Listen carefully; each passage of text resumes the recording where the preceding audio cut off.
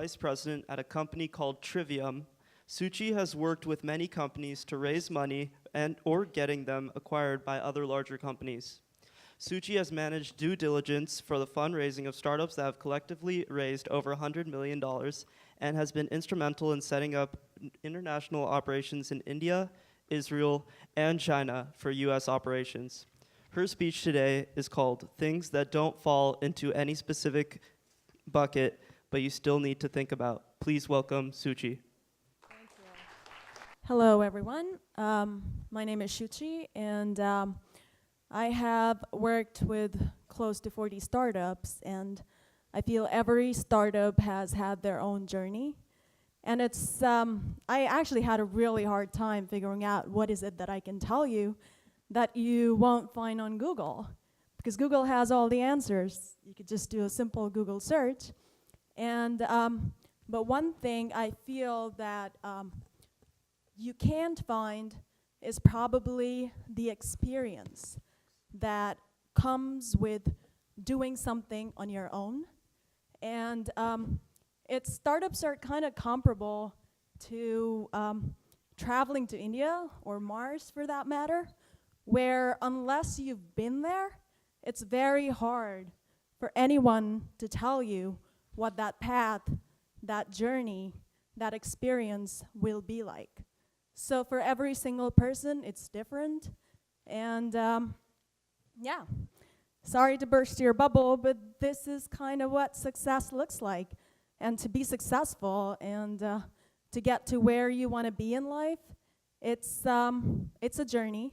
It's rewarding in the end, but it takes a while to get wherever it is you want to be. So the most important, I guess, of all the characteristics that I've seen in an entrepreneur is, and everyone talks about it, it's resilience.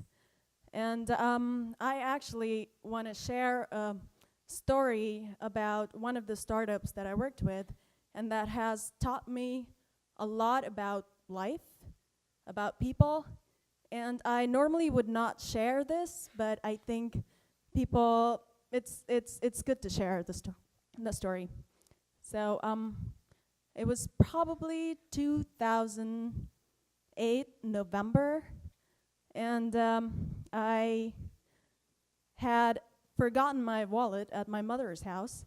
So it was my aunt's birthday, so I thought it'd be a good idea. I wanted to take her out for coffee.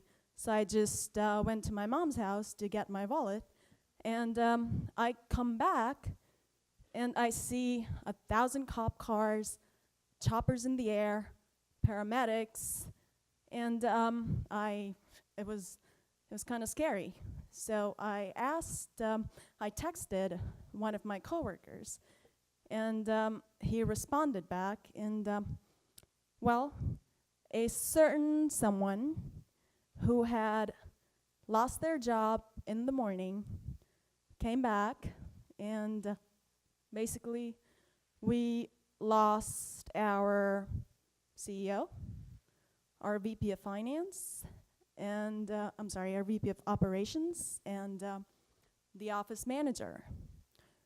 So how can things like this, no school can ever teach you, no business school can teach you. And there are a lot of things along the way that you learn that you just have to, we didn't have a lot of answers, but we found answers along the way, and you just have to live with. So, by the way, my favorite quote on resilience is by my best friend, who says, "I'm a cockroach, I never die." I'm like a cockroach. So that's what it takes to be successful. You just never give up.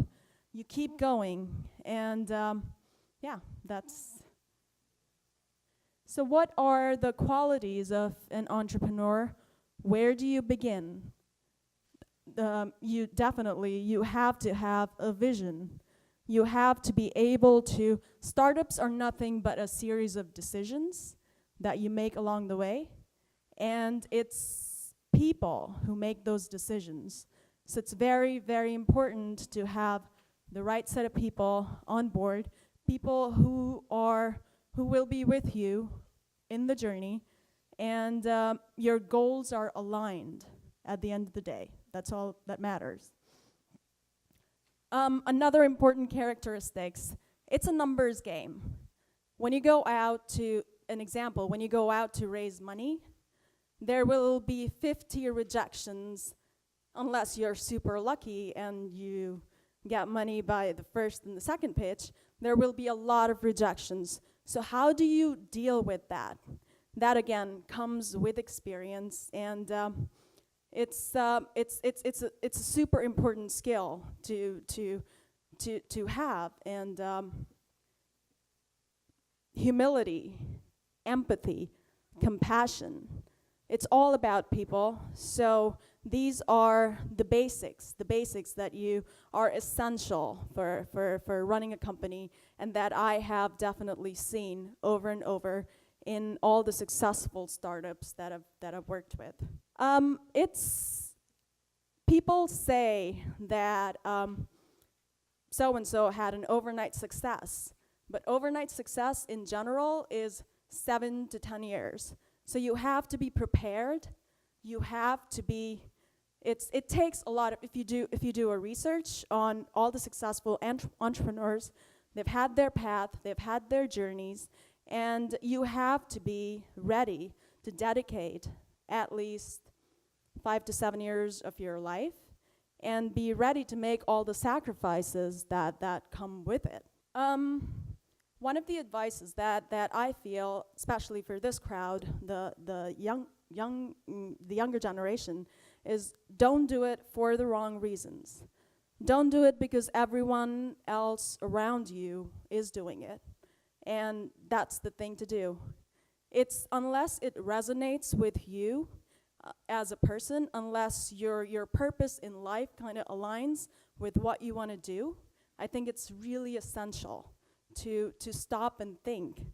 And maybe you want to go travel the world, and it gives you a lot of perspective.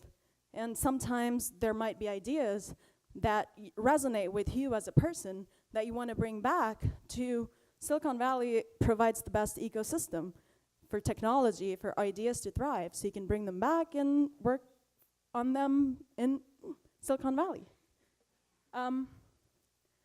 What will it take? Resilience, for sure. The ability to work with people, be able to hire the right kind of people. As I said, it's a series of decisions, and people are key. The right set of people, they make or break the company. So it's very important to have the right set of people on board. Is this your calling? Again, is this something you really want to dedicate your life to? Because it's a rewarding journey, regardless where you go, what you do. It's a win-win situation, because along the way you will learn a lot about life, about yourself, about people. So there's I don't think you ever lose. Well, as I said, this is the place for startups. So it's a Disneyland for startups, and startups thrive, and startups are successful in the Valley. And there are several examples. So what better place to start a company than? So I think it's a good starting point that we're here. We have the right support system. So this is the place to do it. Where do you begin? As a lot of other speakers have talked about already, it's the idea, and do enough market validation to see if the idea that you guys are going to be working on is something that the market really wants. So that's the starting point. I think any startup, or for any entrepreneur, it's the intersection of passion and expertise. You need to know enough about what is it that you're trying to do, and so that's probably important. Another starting point is to make yourself known. Go out, talk to people.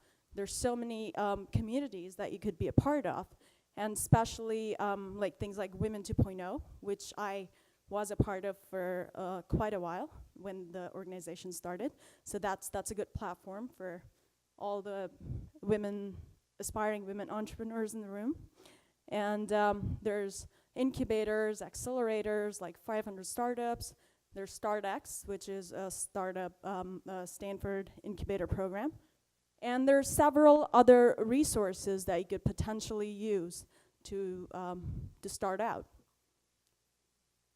And well, yeah, as I said, it's a series of decisions.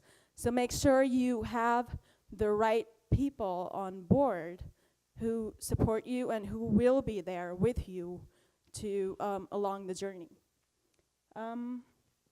Should you get a co-founder? That's another question that I get asked a lot.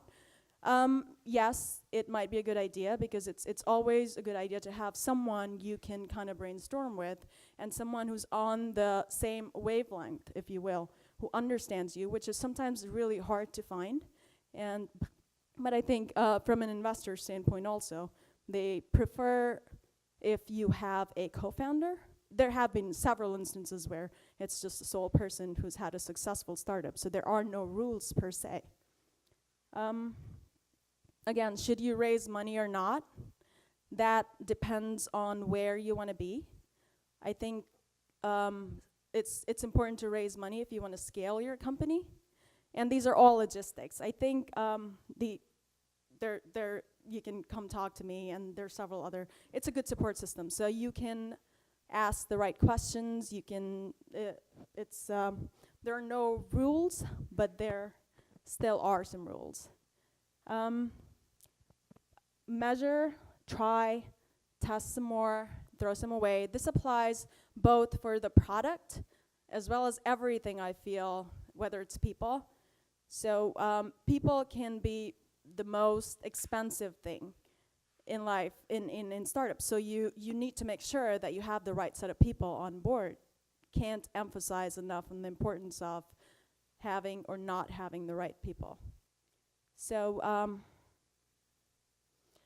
all right, I think with startups, we're in a continuous risk mitigation mode.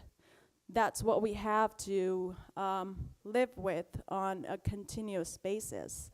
And crises is, again, a lot of times that we have to deal with. So product, team, market, and financing are probably the most important things, the foundation of any business that you need to think about. Wow, what do I want you to leave with today? Make mistakes. Everyone makes mistakes, and that's how we learn. And it's just follow your passion, whatever it is that you want to do, give it your best, and that's essential for life, for success, and for building good companies. So, thank you.